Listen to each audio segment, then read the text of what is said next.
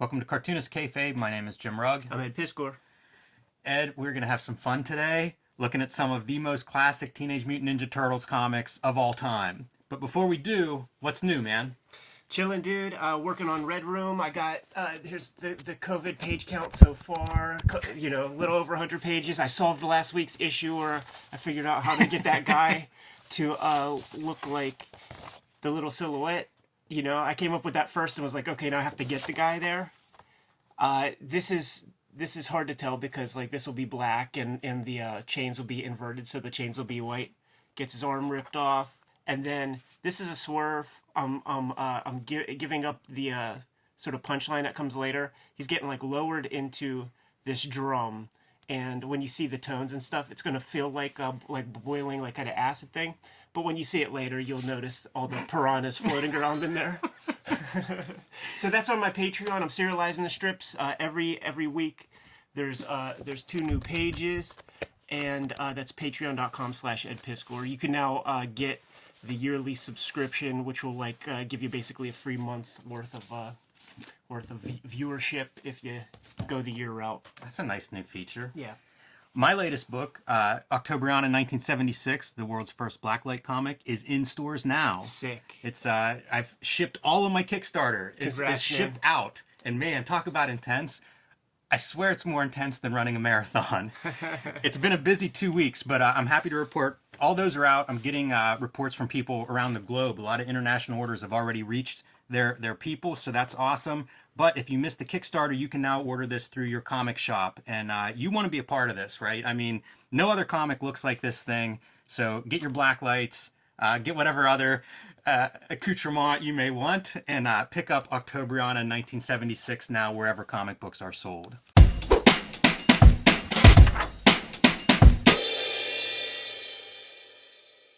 The Sacred Trilogy. No, I'm not talking about Star Wars. I'm talking about the Michael Zulli Teenage Mutant Ninja Turtles trilogy of issues that came out in Mirage Comics, very early 90s.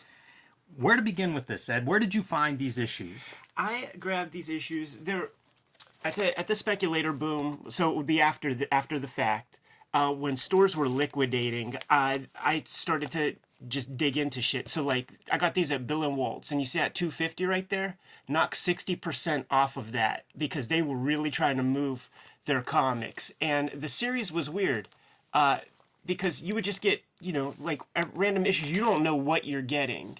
So an issue could look like this one day, then Rick Veitch could pop up the next, Mark Bode could pop up the next, Richard Corbin could pop up the next. You have We'll have no to look idea. at that issue sometime too, by the way. Totally. And just in the mix of, me basically grabbing every Turtles comic they had, these 2 issues were amongst those. And I thought these were like the holy grail. I thought these were the ones that the kids were telling me about at school when they were like, my brother has Ninja Turtles comics, and they're different than the cartoon. They call people motherfucker. There's naked ladies. They're killing stuff and chopping off heads. So when I saw these turtles, I'm like, okay, it's a real approach. These must be the ones that those kids were talking about. Yeah, I mean, I had the same kind of experience. Not at Bill and Waltz, but buying this stuff after the fact. I wasn't on board in 1984 whenever these comics start selling. It would be years before I got to a comic shop. But when I did, I knew the Turtles, as a giant media machine and as a cartoon saying cowabunga. Maybe the movie was out at that point. And I started to discover the black and white books, the original Eastman Laird run that's violent. And it, as you say, was very eye-opening compared to what I thought of as Turtles. And then whenever you stumble on these, it's a whole nother level. Happened upon this stuff at exactly the right time because Image is still around and, probably nearing the Extreme Sacrifice era. So Rob's almost done, with Image Comics. But the mania of that line work, I don't know what it is. Scott McCloud tried to kind of deconstruct it a little bit in Understanding Comics. What is it about, prepubescent, tween boys, teenage boys that need to draw a bunch of little noodle lines all over the place? But whatever it is, I had that sickness, and this spoke to me for those reasons. Let's dig into one, and we can continue this discussion of what makes these so special as we actually see some of the artwork. Yeah, and we could just flip through because truthfully, not much to these stories in these issues. Issue 1, what are the issue numbers for these? Issue 31, 35, and 36. Okay. So, like, issue 1 story, Splinter conjures up some turtles to go after his nemesis Orokusaki. Badass. Yeah, for real. What an interpretation of Shredder. Yeah, and that's what we're getting here, folks. Like, Michael Zulli is allowed to do his whimsy, and he's taking it for serious. Like this is a real looking rat. This is a better looking rat than in those movies. You know what? One quick note, each issue has an intro by somebody else. This one's Kevin Eastman, and they really kind of set a tone for, like, you're about to see turtles that you've never seen before. Yeah. In terms of Zuli's interpretation, I think everybody's reaction probably when they saw this was what we're saying right now, because that is a wild Splinter. Totally. And just wait till you see those turtles. He conjures up these turtles. They fight Splinter and his foot soldiers. One of the turtles gets their arms chopped off. They retreat. That's issue 1. Issue 2, they're sort of mending the turtle, and what happens? I actually forget. Like, Shredder comes to the aid, right? And because it's this. The setting of this is really strange. It's part of it is very like feudal Japan, but then other parts are like an urban setting. Like it could be whatever major city with brick buildings and things in the background. And then you add to it some of this hallucinogenic quality of like, slipping in and out of fever dreams. And it really blurs that line. Check this out, Jimmy. This dude is... I was trying to figure out, like, okay, what is that? He's spattering the developer, dude. It's incredible. I hope you had a face shield. Oh, man, you're not kidding. Because you're also touching that with your bare hands. Yeah, this is weaponizing whatever this emulsion fluid stuff is that we know is carcinogenic. That is a dangerous application. Yeah. But to beautiful effect.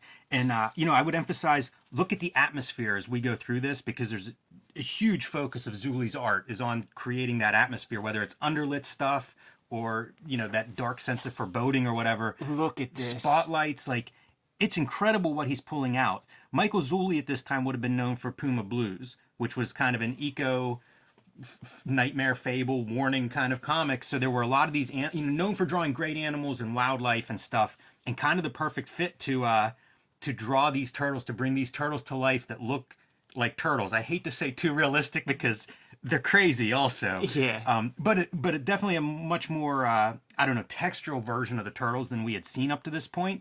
And in this case, Splinter's like calling on the elements of the earth, which are coming to life through these turtles to do battle against Shredder and his foot soldiers. Yeah, you get no names of the turtles, and they all swing katanas. They each represent, they're like the Planeteers, man. Earth, wind, water, fire. I love all of the duotone stuff that he does. Like some of the shading through here where it's like the shadows on like snow. It's, man, for black and white, he's really getting like everything you can out of this. Been using beautiful trees, been using texture. A lot of duotone myself lately, and I've been studying the duotone application from sort of the best artists who've put it to use, and this is an incredible use of it. But it's also he gets in there, and some compositions are amazing, but others are just cluttered. Like it takes you a couple minutes to even figure out what you're looking at. And you said like he's like known for Puma Blues. It was around, but like this puts him kind of on the map. Yeah, I guess really probably known for he did some Sandman. This comes later, and that's sort of what people know him from. Right. And honestly, the thing is, Puma Blues and even this, he would own comics if he had like awesome writing behind this stuff. Puma Blues doesn't necessarily have it. It's a very kind of soapboxy environmentalist message that people aren't really like looking for. And this is just a fever dream kind of comic with the narrative takes second stage. A lot of opportunities to just draw cool stuff. Yeah. In a weird way, Todd McFarlane's school of writing or something on display here. But great turtle shots as they're getting ready for battle, and this is what you're here for. And like, this is amazing. He can do spread. textured, but then he can do these like little expressionistic or impressionistic. I think as a pieces. spread, this is phenomenal because you get Splinter, who is kind of sets the stage of like, here it goes, man, and it doesn't look good. And then you have the ninjas coming out of the snow. Their black contrast with the white snow. Yeah, that's like... I mean, that is black and white, 101 is to really pull that out and get the most of it. And then you get the aerial shot of like, wow, the turtles are surrounded. Does not look good. Yeah, this is like from the Lone Wolf and Cub movies, man, when the dudes are jumping out of the sand. Incredible. And then we get the battle, and it reminds me a little bit of like Miller's Ronin or something. Like I have to assume Zuli's looking at whatever manga, especially any kind of samurai or sword fighting or ninja manga that he can get his hands on, because it's so cinematic. It's such a cool spread, and it does remind me, like Miller, they're probably looking at similar stuff. They go some decapitations and and cut in half. Wow. So he's spattering white, duotone, and ink to just get these crazy textures. Yeah, it's amazing. For black and white art, this is about as much as you can do on a comic page. Like, I don't know what technique. I'd like to see a razor blade, scraping away a little bit is about the only thing I can think of, He can also, and we'll see it in like some of the next issues. I was studying the way he was like hatching clouds to create atmosphere. And that's like, how do you do that? Like a cloud has no hard edge. And just drawing the outer line of the cloud, like there are cartoonists who are good at it and who aren't. I'll be in the who aren't camp. But this guy's hatching these things. It's cool to see him go with these off-shape panels for like the battle stuff, because he's doing very horizontal, more traditional panels here in the beginning in the setup of the comic. Once the battle happens, he abandons those kind of hard right angles to create a little bit more of a dynamic, off-balance effect. Yeah. Our turtle gets his little hand cut off, and they have to go rescue him. Look at that shocked face. That'll invade your dreams. They're probably a species of turtle too, like some sort of like soft shell, because they don't have like the big ass gnarly shells. They're like soft shell box turtles or something. And we've just seen them suffer a defeat. Like, it did not go well for the turtles. They are fleeing for their lives. And Shredder basically lets them go, It's a swerve. Like he sees them retreating, so it's like, okay, man, you got to go somewhere, and I'm going to find out where you live now. Yeah. And so, kind of a bleak opening to this story. Despite the all the cool visuals, like, you're left with the turtles in pretty dire straits. Okay, this is pretty cool, just sort of upon rereading. So, like, you have, like, this broken turtle totem, and then here comes the crow. So then it launches us right into the next one. It does, except for that 4-issue layoff, man. If you were reading this issue, that is a tough ending, and have to wait for a while to see what happens next. So a couple issues go by, and we return. So Michael Zulli's back. This time the intro is by Stephen Bissette, comics historian, film historian, and he kind of puts some context and says some of the stuff I mentioned, like talking about Miller's Ronin and Daredevil, talking about some of the Kung Fu movies and their influence on Western culture, and how you can see some of that in Zulli's work here. So, and how it expands on really what the Turtles were from the beginning. It's just a little bit more of a deeper dive into some of those influences here. Look at those Outlaw Comics fucking hatched clouds right there, dude. Yeah. How do you do that? Where do you begin? And see, this is more of that, like, fantasy world setting. It's, in one hand, this is that Turtles totem throwback to feudal Japan or something, but then in the other hand, here we are. It really is like Ronin in that regard in some ways, where you're mashing up this setting into kind of a sci-fi fantasy setting. And it's Oroku Saki is back in his kind of like urban lair. Here comes this crow trying to like, mash into the window, and if you keep going, like, the little totem has some plastic explosives on it or something. It does cause a little more than just breaking the window by tapping too hard. Even the lettering is really cool here. So it's a mechanical lettering, like a paste-up lettering, but it's unevenly pasted to give that kind of sick feeling, like it's just not quite right. Noteworthy that the Puma Blues co-writer, I think his name was Steve Murphy, did the script part. The words that you read in the first issue, book 31. Now it's all Michael Zulli all the time. Yeah, that's a good note. And here we are, man. One of those turtles is in dire shape. When you see those flowers, it's like, okay, it's funeral time, but clearly not.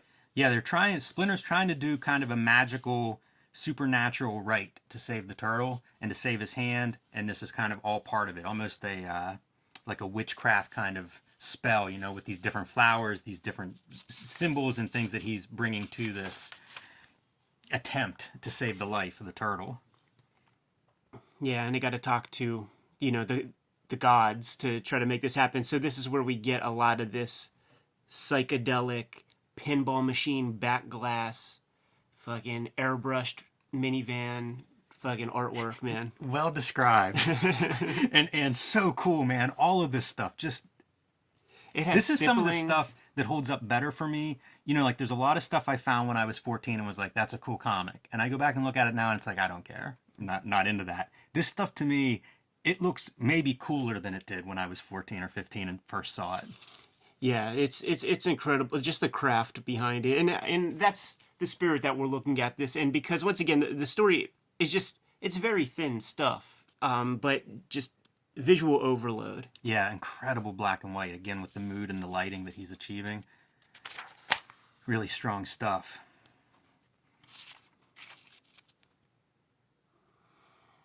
When Zulli connects with Gaiman, that's when he starts kind of like earning his paychecks and stuff like that, you know, because the books are more popular and he's got a writer to rein him in. It's like those classic stories of like, you know, Bill Elder being reined in by Kurtzman or those sorts of tandems. Draws great hands. He does, man. Like must do a lot of croquis figure drawing because he understands anatomy better than most. And there's two things that are going on in this issue as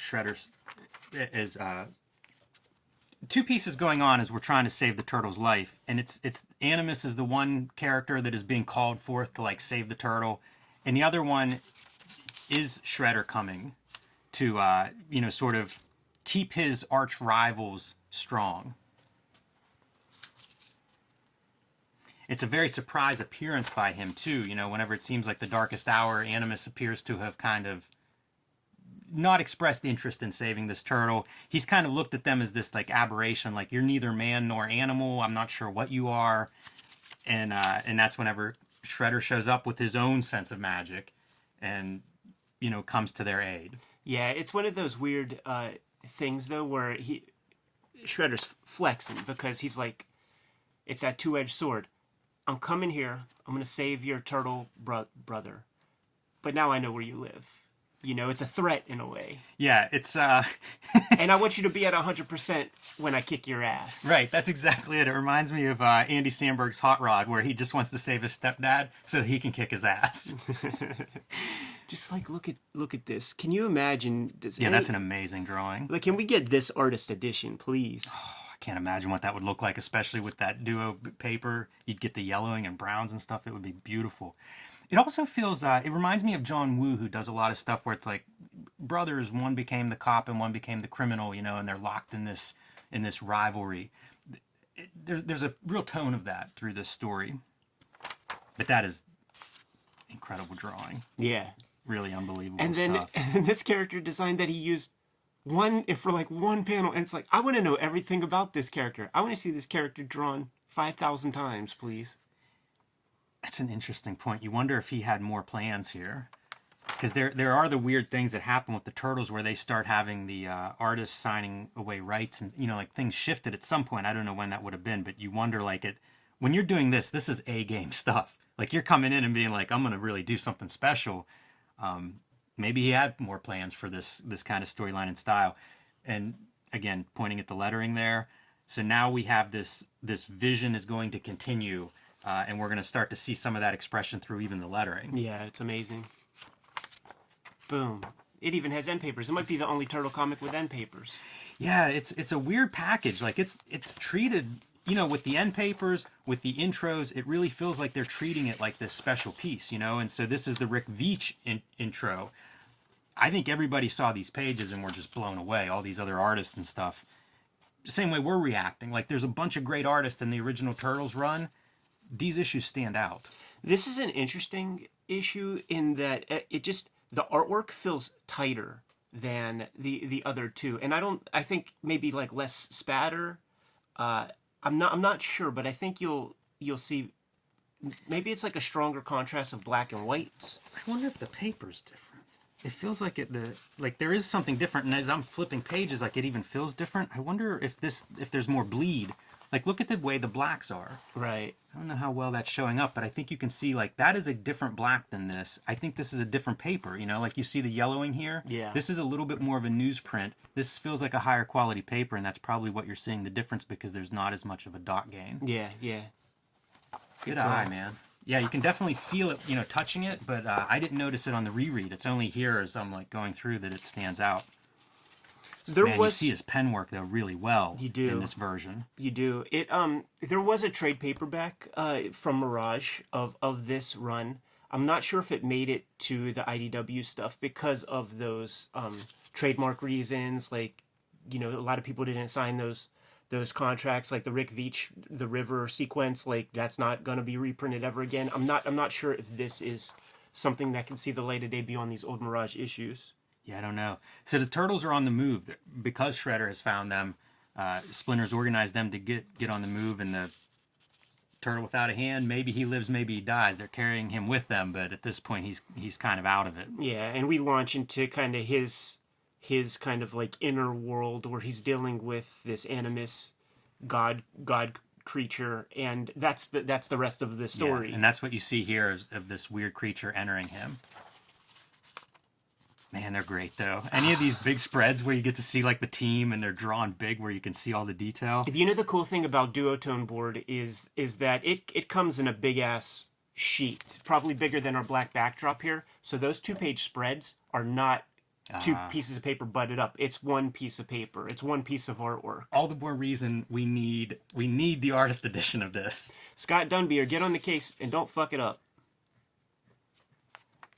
See, this is that environment, though. Like, we're back in the Turtles city, you know? We're back in that city environment, despite some of the weird feudal details of other elements. And I don't know what this is. Yeah, this is like, this is video game background. This is, you know, psychedelia.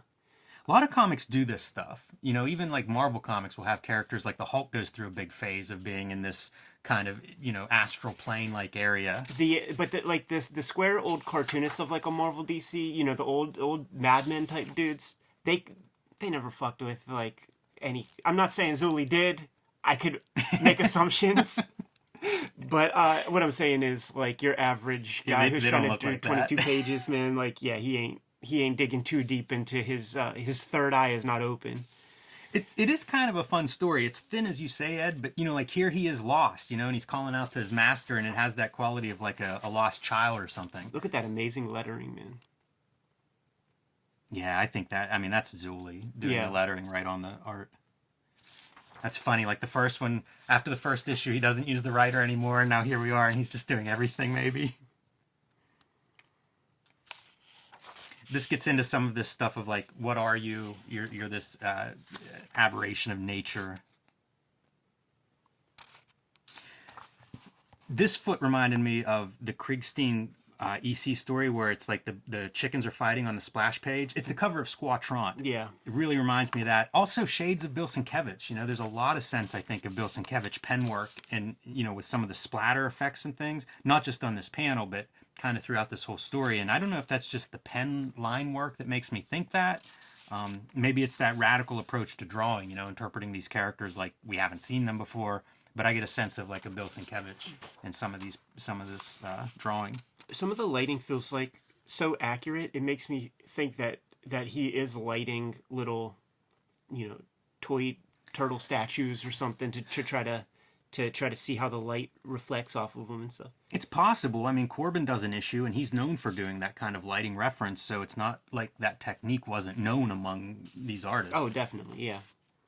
And you don't have to have an elaborate sculpture. You know, you can do a tennis ball and light it just to kind of get, you know, a loose idea of how you want to do some of these forms. And life. You know, he emerges from his coma or whatever. Right. And that's this issue. Yeah, brother. Talking wrestling kayfabe. Yeah, and even like the way the turtles talk, like he has these like little bleeds that come off the lettering that just kind of add to their voice. You know, Splinter does not have that. That's a weird detail. It really looks like a printing error. Yeah, you'll see it on the other turtles. Yeah, I see it. I see it in you know, like it's consistent, so it's, you know, it's not an error, but very different. Incredible. Yeah, and see, Zuli gets part with Caswell for the lettering, so he is taking over duties. If he did a fourth one, I feel like it would be all Zuli. Look at how great the brick patterns are too. Super eye-opening for people who do black and white comics. These are worth a look. You know, good use of black, white, and gray. And then, you know, next issue of Turtles, man. Now that ain't nothing to sneeze at, because I'm a big Roach Mill fan, and this is the Roach Mill team, Rich Hedden and Tom McQueenie. It does point out the variation, though, that the Turtles were. And I think with comic book characters, because they stay the same, you know, it's the status quo, like they never really change, it denies what a character is from a literary standpoint, but I think it makes up for it in comics with the visual interpretation. It's something that can suffer, like if you have one creator that's doing everything, you have one version of that character. Yeah. It's when you get these other versions, and you see it from Batman, Spider-Man, Superman, all of these characters that we think of as the corporate characters, they're defined by 100 artists' interpretations. The Turtles somehow nailed that. You know, they had so many good artists come in and draw the Turtles, draw them in their own styles, their own versions, and they worked in all those different versions, and I think it's part of what made the Turtles so iconic and endure. Eastman and Laird, you know, they hit the comics lottery, and they are fanboys. You know, they are fanboys. So when they get their windfall, they now have the loot to pay guys, pay their favorite cartoonists to do some Turtles comics, and they know the score as fanboys. That, like, you know, it's like if you're one to get tattoos, you hook up with your tattoo artist and you say go to town. Like, you don't tell the greatest tattoo artist in town like what to do on your skin. And that's what they did here. You know, like, they gave these guys an opportunity. Here's a couple dollars, have fun, and do your whimsy. You know, like, in a million years, Eastman and Laird wouldn't have ever thought that, like, this would be a result of their humble little comic when they started out. Yeah, and I think those intros make it very clear. This one especially stands out. But there's a lot of great Turtle interpretations over the years. It's really incredible what artists have done for the Turtles. Every couple months we do a Turtles video, and it's been a while, man. So we got this one, and there are many more in the chamber to go. This is a good one, too, because I think everybody that's familiar with Turtles, this run does stand out. This is one of those conversations you can have at a comic book convention, and instantly everybody knows this run. I just put together the complete run of this first volume. Shouts to Alika Seki for sending me a couple of the issues that I needed, and one of the issues was this one. And through my entire life, I have been bound by friends who would have 2 issues, but not the third. And I would have one that they would need, and they would have this one. So it's like I had to constantly be friends with people that had this issue, and I also had one, just so that I could revisit it whenever I wanted. All right, Ed. Any other thoughts before we wrap up here? I'm ready to go. All right. Kayfabers. Yeah, let's do it.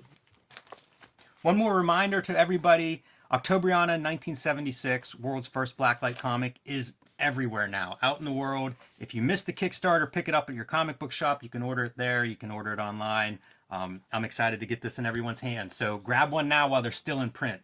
Jimmy, I'm solidifying the publisher for Red Room, and here's my COVID production amount. But solidifying a print schedule, a publishing schedule, figuring all that stuff out. But for the early adopters, you could go to the Patreon, patreon.com/edpiskor, and subscribe to the Red Room strips on there. Every Tuesday, there's a fresh couple of pages that come up there, and I have plenty of them done. So you can see this story is going to be a revenge story. That's good. But yeah, all of that stuff is being serialized on the Patreon. Make sure you like, follow, and subscribe to the YouTube channel. We're nearing 25,000 subscribers, but that'll only be 10% of the way where I want to be with 250,000. You can subscribe to the Cartoonist Kayfabe e-newsletter at the links below this video. You can find Cartoonist Kayfabe merchandise and t-shirts at the links below this video. In this COVID crisis world, we have our masks, we have our face shields. Let's go spatter some duotone and get the hell out of here, dude. Read more comics.